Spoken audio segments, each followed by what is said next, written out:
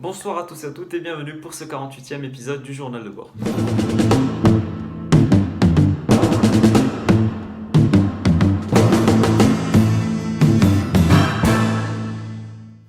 Le vrai épisode 48 du coup, puisqu'hier je vous avais dit que c'était le 48e épisode alors que c'était le 47e. Bref, du coup aujourd'hui c'était une journée chargée, vraiment chargée. Comme je vous avais dit, le matin de 8h à midi, la lumière elle est un peu bizarre mais bref, c'est pas grave.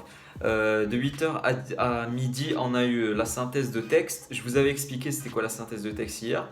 Donc le sujet c'était sur l'écriture, sur l'apport de l'écriture aux sociétés. Et donc il y avait trois textes, c'était des textes du XXe siècle, les deux, il y en avait deux des années 80 et l'autre de Lévi-Strauss dans les années 50. Et du coup, ça discutait l'apport de l'écriture aux sociétés. Est-ce que vraiment l'écriture, ça a intellectualisé les masses? Est-ce que ça les a affranchis? Et sur quoi il y a plusieurs...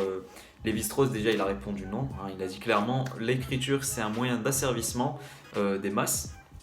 Donc lorsque le peuple il est plus instruit, il est alphabétisé, on peut mieux le gouverner du coup avec les lois écrites, tout ça.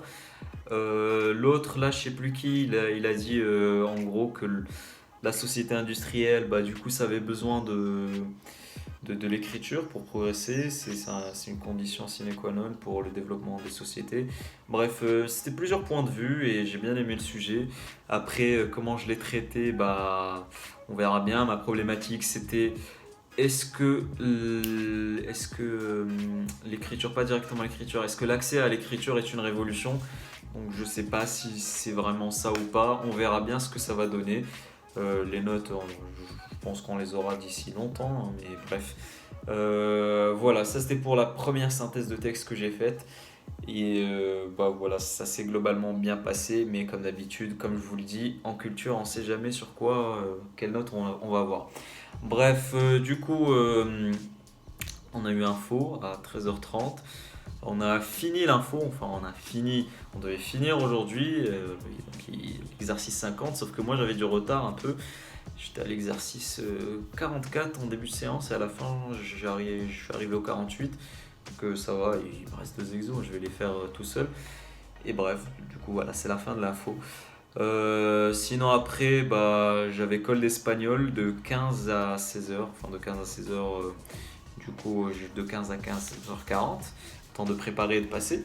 C'est sur la politique espagnole, c'est sur l'instabilité, sur le fait que le pouvoir espagnol ne pouvait pas exercer tant qu'il n'y avait pas de gouvernement. En 2019, tout ça, l'histoire avec les élections, c'était impossible de former un gouvernement pour PSOE et tout.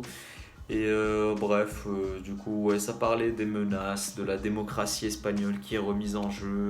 C'était tellement alarmiste, mais genre, je comprenais pas. À un moment, ils ont fait une référence au nazisme, donc déjà bravo pour le point Godwin. Et donc, en gros, ils ont dit que il y a des éléments qui ont conduit au nazisme qui sont aujourd'hui présents dans la démocratie, enfin en 2019 présents dans le système démocratique espagnol. Bref, donc, du coup, moi j'ai vu ça, j'ai vu la brèche, j'ai enchaîné sur Vox, sur l'extrême droite espagnole. J'en ai parlé, elle a dit que ouais, c'était bien. J'aurais dû parler aussi de l'extrême gauche espagnole parce que l'extrême gauche aussi, ça a ses défauts. Puis voilà.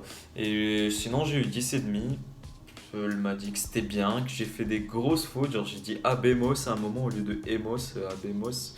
J'ai dit Abemos Puesto. Donc voilà, le, le combo. Si je veux dire Podido et j'ai dit Puesto. Bref. Mais quand même, c'est 10,5 avec l'autre prof. Donc l'autre prof qui, quand même, elle est réputée pour noter sévèrement. Donc c'est bien, je finis bien l'année. C'était ma dernière colle d'espagnol de l'année. Et on finit bien. Voilà. Sinon, après, ouais, je suis allé à la salle, vite fait.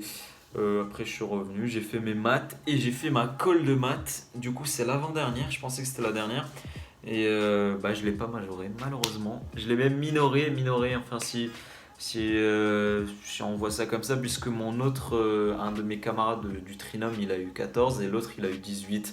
Donc, GG à lui, il a géré. Moi, j'ai fait un peu de la merde sur l'exercice à un moment, c'était.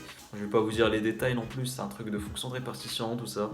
Et j'ai fait de la merde un peu.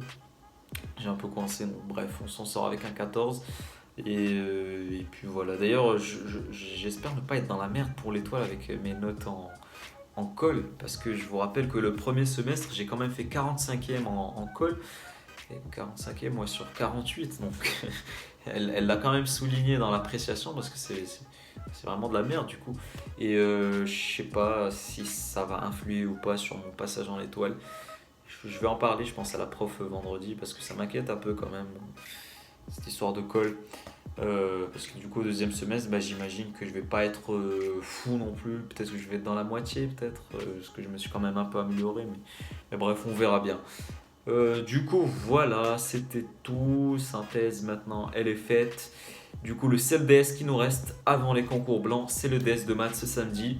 On va essayer de le gérer celui-là. Et puis, on verra bien pour le reste. Voilà, c'est tout ce que j'avais à vous dire pour aujourd'hui.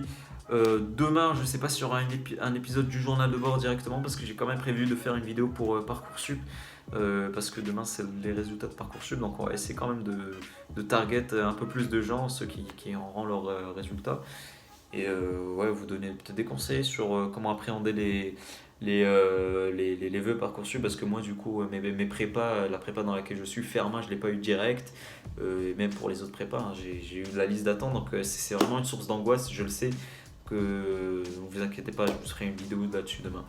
Bref, voilà, ceci étant dit, moi je vous souhaite une bonne soirée, travaillez bien et à demain.